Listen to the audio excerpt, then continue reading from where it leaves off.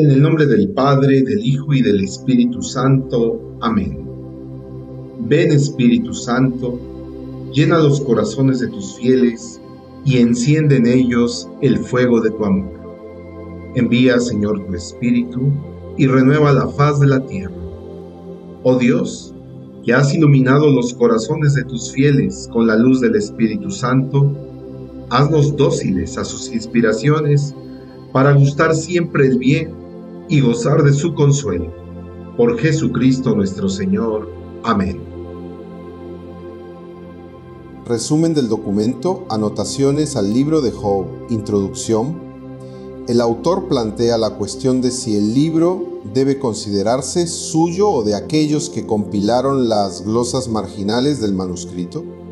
Señala la dificultad de entender el texto debido a la omisión de las palabras comentadas y a la concisión de la acción de las sentencias que provoca oscuridad en la lectura.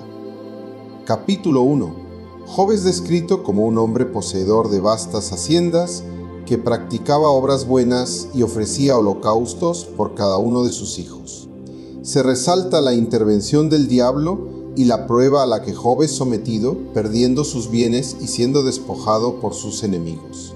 Capítulo 2. Dios permite que el diablo toque la salud de Job, pero le prohíbe quitarle la vida. Job se rasca la podredumbre con una teja, simbolizando la penitencia y la pasión del Señor. Capítulo 3. Job maldice el día de su nacimiento, deseando no haber nacido. Se compara su dolor con la esclavitud y el sufrimiento humano, señalando su desesperación y anhelo de muerte. Capítulo 4. Elifaz de Temán reprocha a Job, sugiriendo que su sufrimiento es resultado de su propio pecado. Elifaz argumenta que Dios no castiga a los inocentes y que Job debe haber hecho algo malo para merecer su destino. Capítulo 5. Elifaz continúa su discurso enfatizando la justicia de Dios y la inevitabilidad del castigo para los impíos. Insta a Job a buscar a Dios y aceptar su corrección. Capítulo 6. Job responde a Elifaz expresando su desesperación y su deseo de que Dios lo aniquile. Argumenta que su sufrimiento es inmenso y que sus amigos no comprenden la magnitud de su dolor. Capítulo 7. Job compara la vida del hombre con una milicia o un jornalero, esperando la muerte como un descanso del sufrimiento. Se lamenta de su condición y cuestiona la justicia de su dolor. Capítulo 8. Bildad, otro amigo de Job, sostiene que Dios no pervierte la justicia y que los hijos de Job perecieron por sus propias transgresiones. Exhorta a Job a buscar a Dios y esperar su restauración. Capítulo 9. Job reflexiona sobre la grandeza y el poder de Dios, reconociendo su propia insignificancia. Expresa su desesperanza de encontrar justicia ante Dios debido a la disparidad entre la naturaleza divina y la humana. Capítulo 10. Job cuestiona a Dios directamente, preguntando por qué lo ha creado solo para hacerle sufrir. Se lamenta de su creación y de su condición, añorando la muerte como escape de su dolor. Capítulo 11. Sofar de Namat acusa a Job de hablar demasiado y de ser injusto. Insiste en que, si Job se arrepiente, Dios lo restaurará y su vida será mejor que antes. Capítulo 12. Job critica a sus amigos, señalando que también los malvados prosperan. Reconoce la sabiduría y el poder de Dios, pero cuestiona la justicia de su sufrimiento. Capítulo 13. Job decide defenderse a sí mismo ante Dios, afirmando su integridad. Pide a Dios que le revele sus pecados y le explique la razón de su sufrimiento. Capítulo 14. Job reflexiona sobre la brevedad y miseria de la vida humana, comparándola con un árbol que puede renacer. Se lamenta de la mortalidad y del destino inevitable del hombre. Capítulo 15. Elifaz retoma su discurso, acusando a Job de hablar sin temor de Dios. Argumenta que ningún hombre puede ser puro ante Dios y que los malvados siempre serán castigados. Capítulo 16. Job se queja de la falta de consuelo de sus amigos y del sufrimiento que Dios le ha impuesto.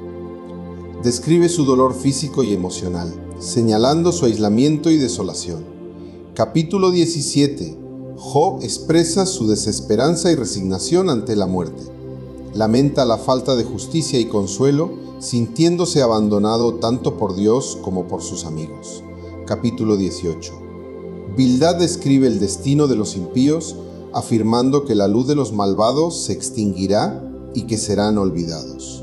Argumenta que el sufrimiento de Job es un castigo por su impiedad.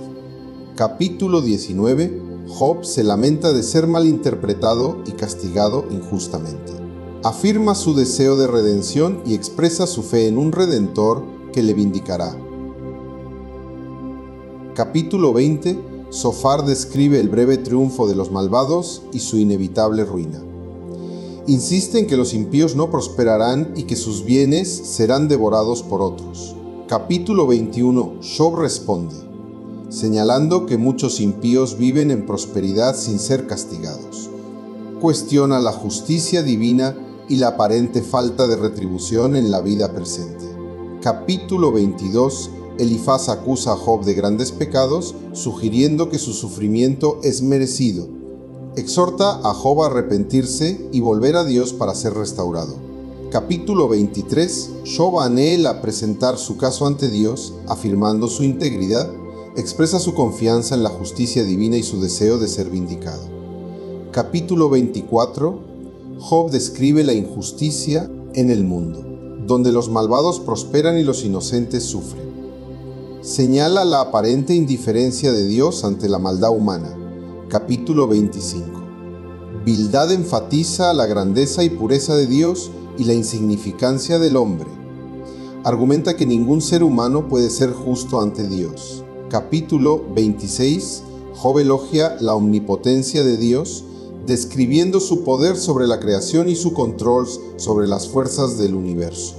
Reconoce la grandeza de Dios mientras mantiene su queja sobre su sufrimiento. Capítulo 27. Job insiste en su inocencia y lamenta la falta de justicia. Declara que los malvados eventualmente recibirán su merecido, pero sigue cuestionando la razón de su sufrimiento. Capítulo 28. Job reflexiona sobre la sabiduría, afirmando que solo Dios la posee verdaderamente. Describe la búsqueda humana de sabiduría y la dificultad de encontrarla fuera de Dios. Capítulo 29. Job recuerda su vida pasada de prosperidad y respeto antes de su sufrimiento. Lamenta la pérdida de su honor y la transformación de su vida. Capítulo 30. Job describe su actual estado de desolación y humillación, contrastándolo con su vida anterior. Se lamenta de su dolor físico y su aislamiento social. Capítulo 31. Job hace un juramento de su integridad, enumerando sus acciones justas y rechazando la injusticia.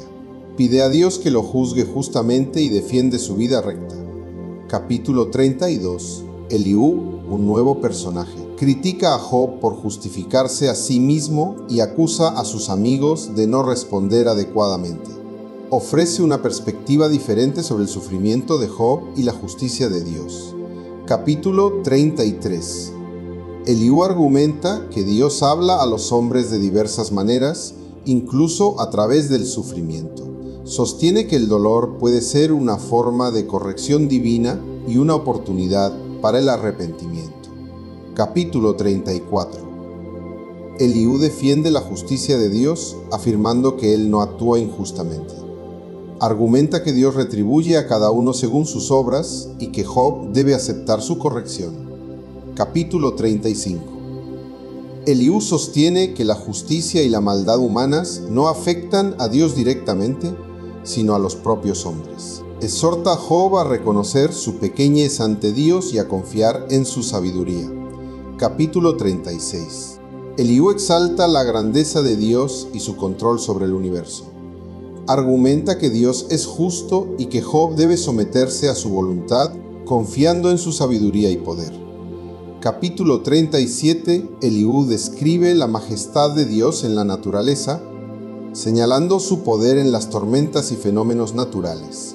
Exhorta a Job a considerar la grandeza de Dios y su capacidad para gobernar el mundo. Capítulo 38. Dios responde finalmente a Job, cuestionándolo sobre su conocimiento y poder. describe su control sobre la creación y la insignificancia del hombre en comparación. Capítulo 39, Dios continúa su discurso, detallando la sabiduría y el poder necesarios para gobernar el mundo. Confronta a Job con su limitación y la grandeza de la obra divina. El libro concluye con Job reconociendo la grandeza de Dios y su propia ignorancia. Job es restaurado a su prosperidad anterior y sus amigos son reprendidos por no haber hablado correctamente de Dios. La historia subraya la soberanía y justicia de Dios, así como la importancia de la humildad y la confianza en Él.